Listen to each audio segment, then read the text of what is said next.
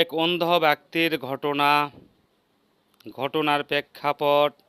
একজন প্রবীণ মুসলিম ব্যক্তি দীর্ঘ সময় ধরে অন্ধত্ব বহন করছিলেন। তিনি উমরা পালন করতে মক্কায় আসেন। কাবা শরীফের সামনে দাঁড়িয়ে তিনি আকুল হয়ে কাঁদছিলেন এবং আল্লাহর দরবারে হাত তুলে তার চোখের জ্যোতি ফিরিয়ে দেওয়ার জন্য দোয়া করছিলেন। যেভাবে ঘটনাটি ঘটে, হট করেই কাবার গিলাফ ছুঁয়ে দীর্ঘ একতির পর লোকটি উচ্চ স্বরে আল্লাহু আকবার, আল্লাহু আকবার বলে ওঠেন এবং চারপাশে তাকানো শুরু করেন।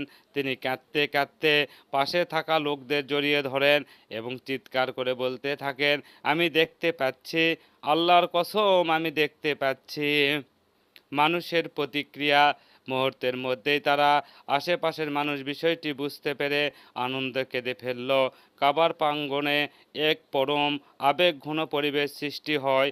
শত শত মানুষ তাকে অভিনন্দন জানাতে এবং জড়িয়ে ধরতে থাকে।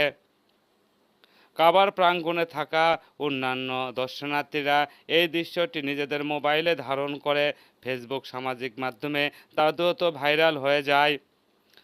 মানুষ এই ঘটনাটিকে আল্লাহর দোয়ার শক্তি, আল্লাহর রহমত ও অলৌকিক কুদরতের উজ্জ্বল দৃষ্টান্ত হিসাবে ব্যাখ্যা করেছে।